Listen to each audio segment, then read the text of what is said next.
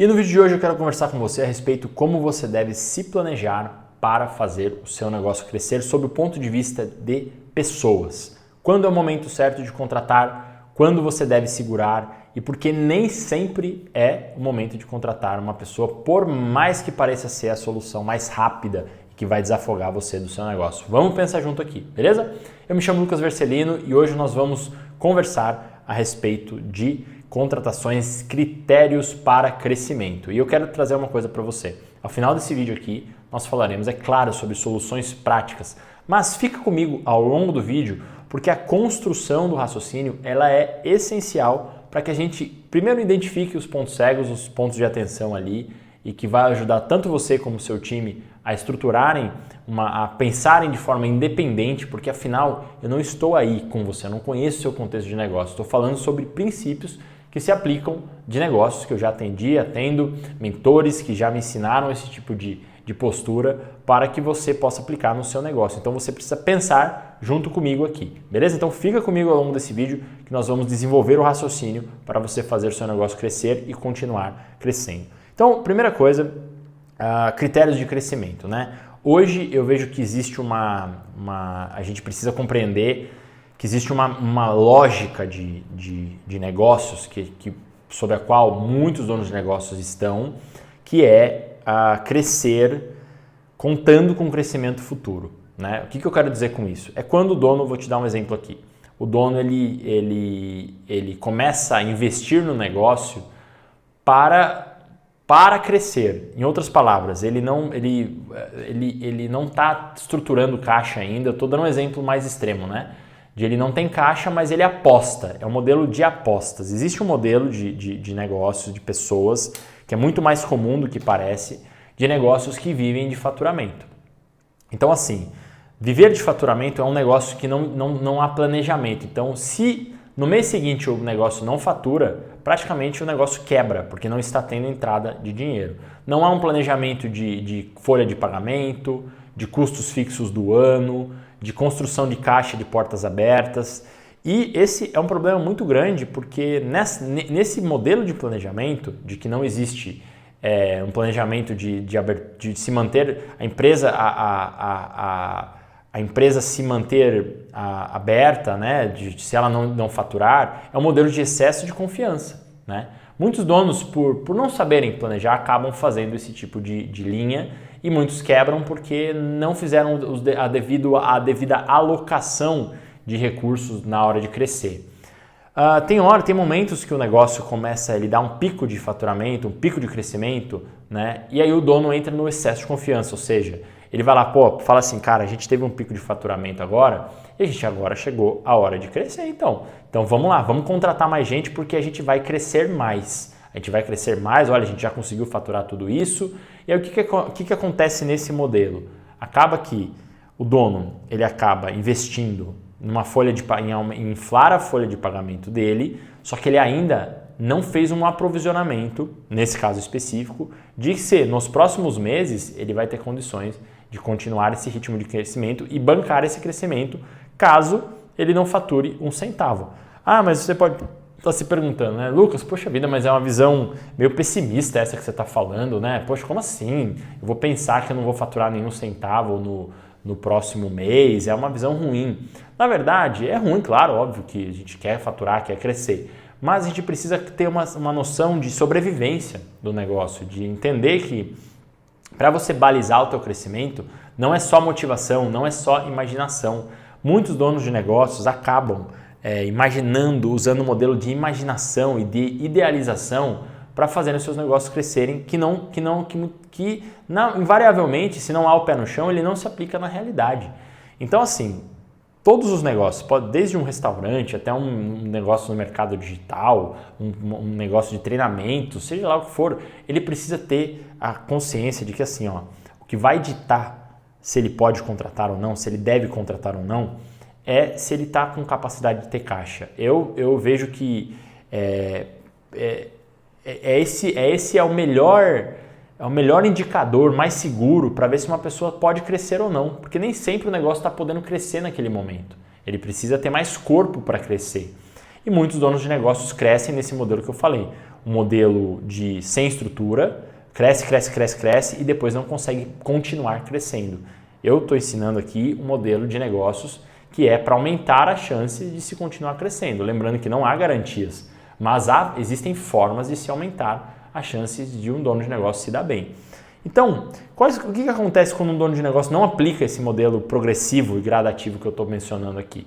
Ele vai ter uma série de problemas de sair do jogo, precisar se endividar para poder pagar a folha de pagamento, ele vai viver um estresse gigantesco para produzir resultados e ele não vai ter uma vida, ele vai ter uma vida muito difícil nesse negócio enquanto ele faz o negócio crescer. Vai ser um crescimento muito desestruturado, com muito estresse, com muita pressão e opressão ali para as coisas acontecerem. E, assim, negócios que operam nisso, basta uma vírgula sair do lugar aí, uma pequena oscilação no mercado que o negócio dele desaba. Tá? A gente sabe que tem negócios que são... fica desafiador planejar, né? A gente vê áreas, né, que tem ciclos muito mais... que dependem muito mais de marcação de mercado, de valores de, por exemplo, o agronegócio talvez tenha um pouco dessa dificuldade. A gente vê hoje produtores rurais sofrem muito com o preço dos seus produtos e fica muito difícil planejar por conta das oscilações econômicas, da própria oferta e demanda, e a gente vê situações chatas de se fazer o planejamento. E aí você fala assim, Lucas, mas você está propondo um planejamento, mas será que esse planejamento eu vou conseguir implementar? Olha, eu digo para você o seguinte, essas pessoas que muitas vezes, negócios que são muito sensíveis, né, a oscilações de mercado, a sazonalidades, ensinam muito. Porque esses negócios eles precisam conseguir, o dono ele vai precisar tá preparado sempre para o pior, assim, para cenários ruins. Então, o que eu quero dizer aqui nesse sentido? Eu quero que você compreenda que a prudência, o pé no chão, eles ajudam muito a se passar por essas instabilidades. E como que você sabe, por exemplo, Lucas, então assim, cara, eu estou até com o meu negócio estável, as coisas estão razoavelmente indo bem, né? As coisas estão caminhando aqui, eu devo contratar uma pessoa a mais aqui, eu devo ou não? Como é que eu sei, né, se eu posso ou não contratar, se eu devo ou não contratar? Bom, eu procuro, né, trazendo esse exemplo dos extremos, né, de mercados mais sensíveis, né, que acabam operando com margens pequenas, muitas vezes, e com prejuízos do que eles precisam ter de estrutura ali para poder sobreviver, né? E agora no mercado, que talvez seja o seu caso, do conhecimento, em áreas assim, precisa pensar o seguinte, né? A gente precisa ter a seguinte raciocínio. Você vai contratar uma pessoa, não dá para sair contratando para que essa pessoa ela vá necessariamente fazer o negócio crescer. Ah, Lucas, mas eu não tenho opção, eu preciso contratar, eu tenho um restaurante, eu tenho uma empresa aqui no mercado digital que, cara, eu preciso ter um suporte. Não, tudo bem, você pode contratar. Mas pense bem se é diferente de você contratar estruturalmente, é diferente de você ir lá e contratar simplesmente para crescer e tentar acelerar o crescimento. Aí o que acontece? Você precisa avaliar a sua situação de negócio, se você conseguiria, quanto que você consegue manter o negócio de portas abertas, considerando a folha de pagamento, para poder verificar se você pode contratar mais pessoas. Não estou falando das contratações mínimas viáveis aqui, tá? Não é uma coisa de, nossa, você vai tocar um negócio sozinho, muito embora por algum tempo alguns donos de negócios vão precisar tocar os negócios de forma mais autônoma até construírem o tal do caixa que eu estou trazendo aqui. Porque ele precisa ter condições de se manter as portas abertas do negócio sem arruinar suas finanças pessoais. Cara, nem sempre dá para ter todo esse nível de refino, mas eu recomendo sim você se planejar com pelo menos 3 meses de salário dessa pessoa. Vai contratar um suporte, o segundo suporte.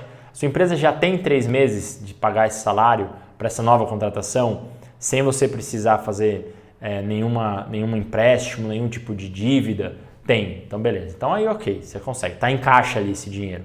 Puta, não tem, Lucas. Então dá uma segurada, foca em trabalhar com as pessoas que já existem. Olha, é um desafio falar disso, porque eu não estou aí dentro do seu negócio, mas normalmente, via de regra, o planejamento que eu ensino aqui, que ajuda a botar os negócios mais no eixo, implicam isso, tá? É uma prática, isso é um princípio. Então assim, ao invés de assumir mais custos, procura construir a caixa para poder bancar esses custos na hora que esses custos acontecerem, para que se existir uma oscilação no mercado, algum imprevisto, esteja bem alinhado. Se o seu negócio não faturar nada no mês seguinte, cara, você não precisa emprestar dinheiro, você não precisa tirar das suas reservas de emergência. Então, o planejamento de um negócio envolve crescer à medida o quanto você pode crescer, porque vai demandar alocação, o crescimento vai demandar alocação de primeiro, manter uma vida frugal para que você consiga fazer isso, né? No começo de um negócio, está começando a escalar, para que parte você não faça uma retirada muito grande do negócio, uma retirada acima do saudável ali. Depois, uma alocação para construção de caixa. Depois, esse lucro precisa uma outra parte para reinvestir no crescimento do negócio. Então, no começo, uma grande prioridade é construir caixa para manter o negócio de portas abertas. A hora que o negócio ganha um corpo, o dono pode começar a ser mais arrojado ali nas próximas etapas, mas os primeiros 6 meses ali, quiçá um pouco mais, né? Na verdade, não é os primeiros 6 meses. O primeiro objetivo é construir caixa para manter a empresa aberta da forma mais estruturada e segura possível. Depois pode-se arriscar mais, pode-se de repente tentar contratar mais algumas pessoas à medida em que a operação amadurece e se tem um pouco mais de previsibilidade. Lembrando que todo esse assunto que eu estou conversando com você aqui envolve, ele está sendo falado por conta de se ter em mente que pessoas levam tempo para se capacitar, que é o tempo de crescimento real, né? Pessoas levam tempo para se capacitar, muitas vezes nem sempre é uma contratação que vai resolver um problema, o próprio negócio muitas vezes precisa ser ajustado, uma organização da casa, alinhamento dos papéis, pode ajudar a um colaborador performar melhor sem que seja necessário uma contratação necessariamente. Então vimos hoje que muitos donos de negócios crescem sem necessariamente crescer, sem necessariamente poderem crescer. Estão num crescimento um pouco ilusório, vivendo de faturamento, sem ter a estrutura para crescer. E basta uma oscilação que o negócio para de funcionar. A outra coisa é a gente ter noção que isso vai tirar muitos donos de negócios no jogo. E para evitar esse tipo de problema, precisa ter a alocação para a construção de caixa, reservas ali, preventivas ali, para poder, caso o faturamento não ocorra como esperado, o crescimento esperado não ocorra, pelo menos o dono consegue manter o negócio andando sem precisar sacrificar suas finanças pessoais, beleza? Essa é uma lógica que põe o pé no chão, ela tira muito a subjetividade de contratações, então muitas vezes o dono chega à conclusão de, cara, puta, eu até quero, vai facilitar muito a minha vida aqui, mas não está na hora ainda, eu não consegui me organizar financeiramente para isso. Para que o dono não opere nas contratações como sonhos de consumo, como se ele estivesse querendo consumir uma coisa assim, nossa, tá difícil aqui, ao invés de eu fazer um trabalho esforçado aqui de organizar melhor os meus processos, operar bem com a equipe que eu já tenho, eu vou lá e contratar mais uma pessoa, muitas vezes não está na hora. Agora, se existe um caixa, se já existe um planejamento financeiro, muitas vezes é a hora sim, claro, de contratar para poder crescer mais ainda. Aí é um outro caso que nós falaremos em outro vídeo, beleza? Espero que você tenha gostado. Então, se você gostou desse ponto de reflexão, dessa orientação a respeito de saber um critério mais objetivo sobre quando contratar, considere também conhecer os materiais aqui da Decision Pro e outros vídeos aqui do canal, beleza? E também dê o seu like se você gostou do vídeo. Forte abraço e até o nosso próximo vídeo.